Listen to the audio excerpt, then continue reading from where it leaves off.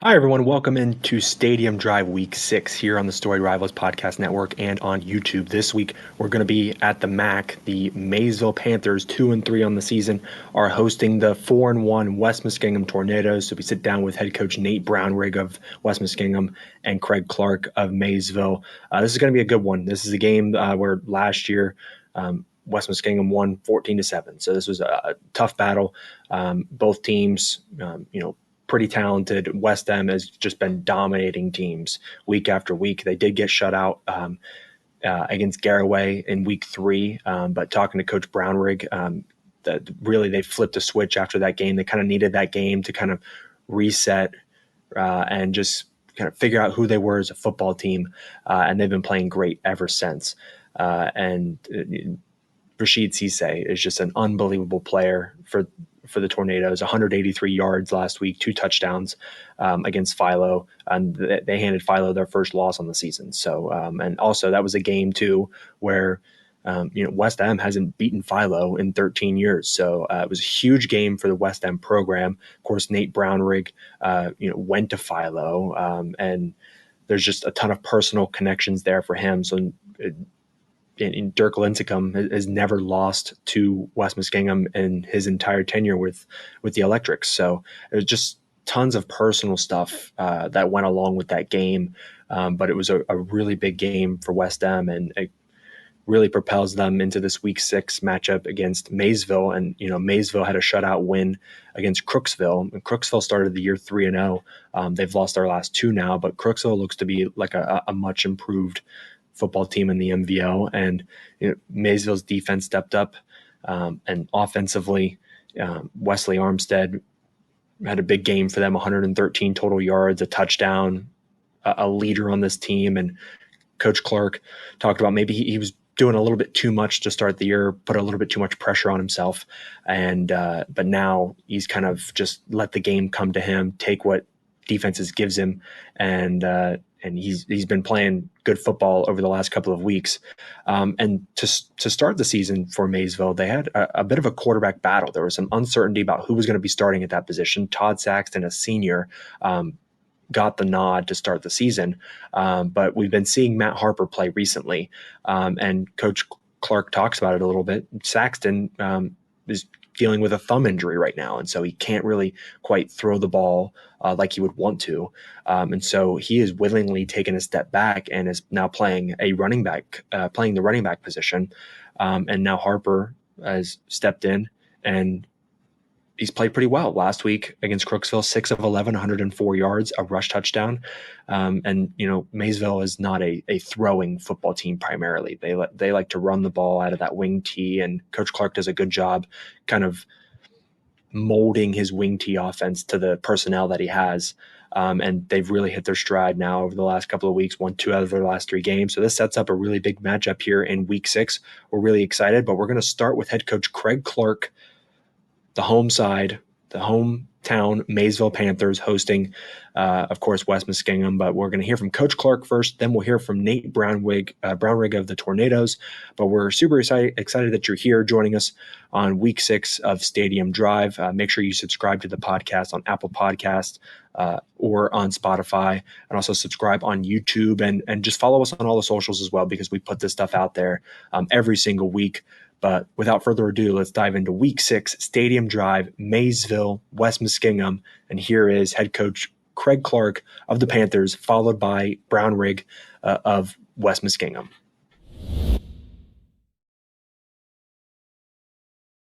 All right, we're here with head coach Craig Clarke of the Maysville Panthers ahead of Week 6 against West Muskingum. Coach, really appreciate your time joining the show today. And your team has won 2 out of the last 3 games, playing pretty well right now. But what do you like about the way your team has performed offensively, defensively, or just mindset-wise over the last couple of weeks as you've been on a pretty good run?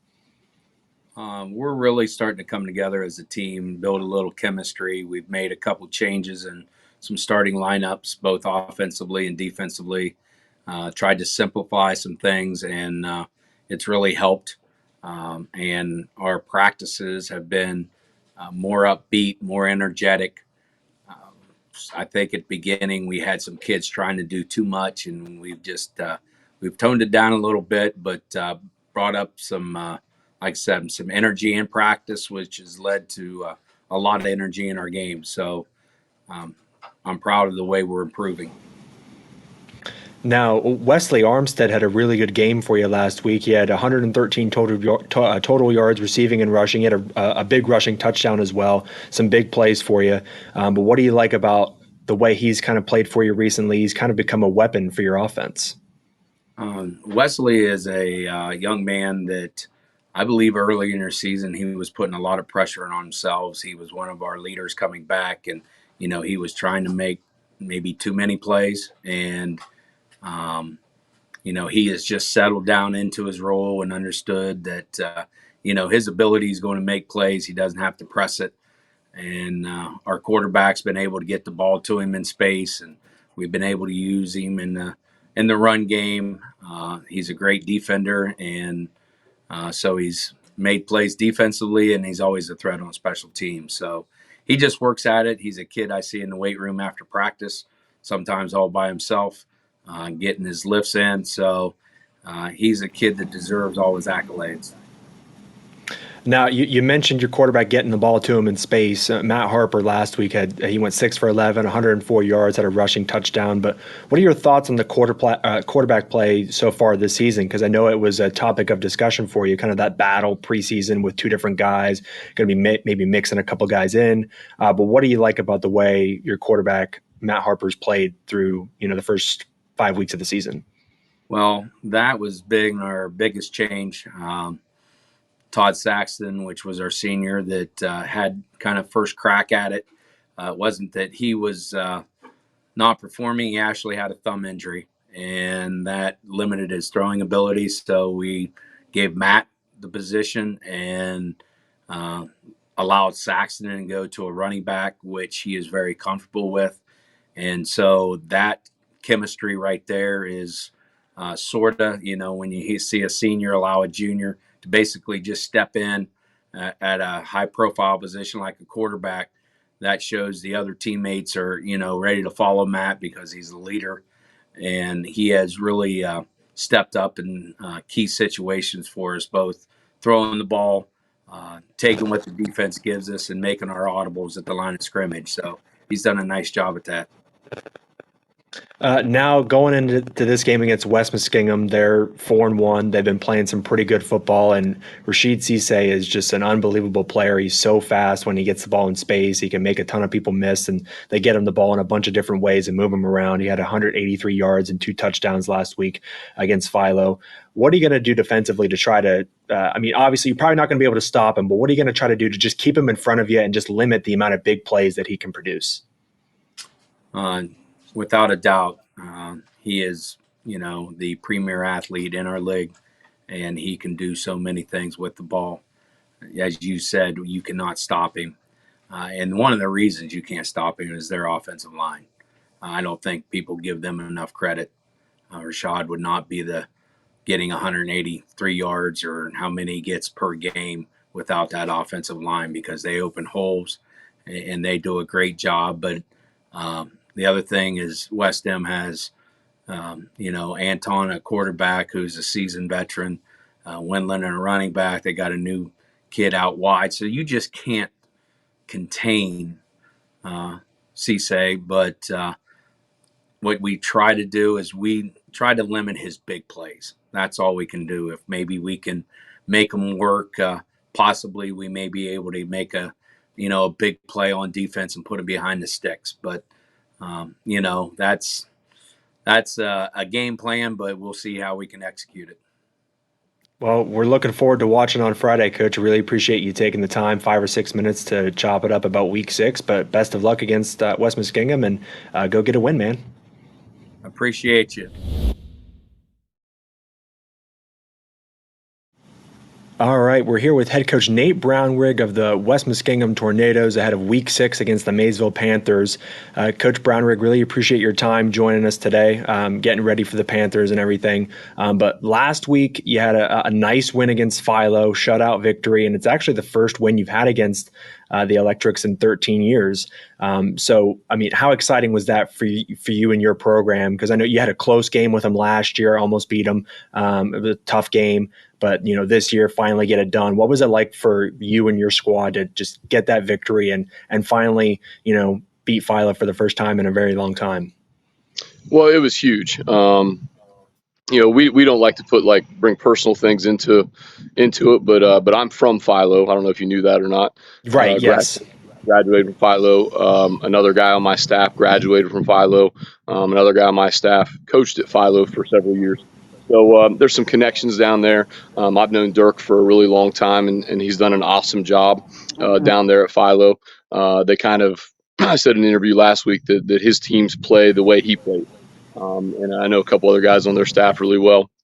So it was big. And it did mean something a little bit personal to us to get that done. Like you said, it'd been 13 years. Coach Linscomb had never lost to West Muskingum his entire tenure, and I think probably only one or two times in the last 25 years that we've won.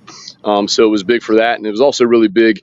It didn't have any direct impact on our number one goal of the season, which is winning the league championship, but it was really big as far as playoff points and positioning and things like that. So. Felt really good. The kids had a really great week of practice, and that was has been our focus the last few weeks. And so we're kind of trying to pick up where we left off last week this week. Yeah. So what's went into the performance the last couple of weeks? You've played two really strong games. Like you started the season 2-0, real hot, playing very well, and then you did lose to Garaway. You were shut out against Garaway. Were there some buttons that you had to push with the guys after that game against Garaway? Was there a flip that kind of switched? Like what went into the last couple of weeks, you getting back on the right track and playing some really tough, strong, physical, skilled football? I think sometimes it takes a little kind of knock to reality moment like Garaway was for us. And not taking anything away from Garaway, they're a really, really good team, really well coached, a lot of good players. I think they're going to have a really, really great year. But I think we left that game realizing that we had some areas that need fixed. We have some shortcomings on both sides of the ball, and those need to be addressed during practice and preparation. But that week, against Garaway, I think kind of like opened the kids' eyes again to say like, all right, we got to try to get back on track and really focus in on practicing well and kind of playing with a sense of urgency and all that kind of stuff. So that's really been it. And I guess after the Garaway, we tweaked our practice plan a little bit to kind of re-emphasize some toughness. So we've done some things in that sense, and I think the kids have bought into it, and it's panned out the last few weeks.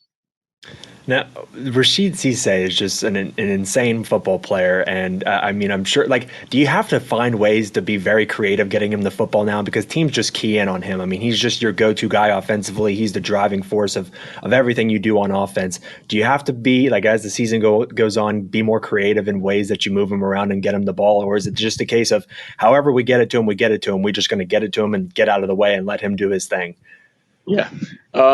Yeah, I mean, we try to be creative, but we don't want to do anything like outside of what we do. So, he does move around position wise, but it's things that he's a senior. He's played multiple positions over the years, and so it's nothing. It's not like new teaching or anything like that for him.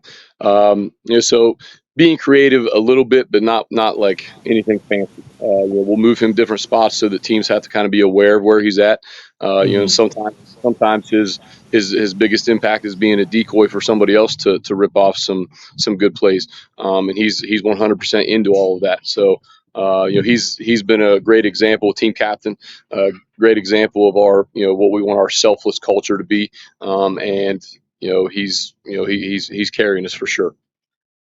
Yeah, he had 183 yards rushing, 2 touchdowns last week. Big game for him as he's had big games all year. But now talk to me about prep for Maysville this week because they've won 2 out of their last 3. They're on a pretty good run.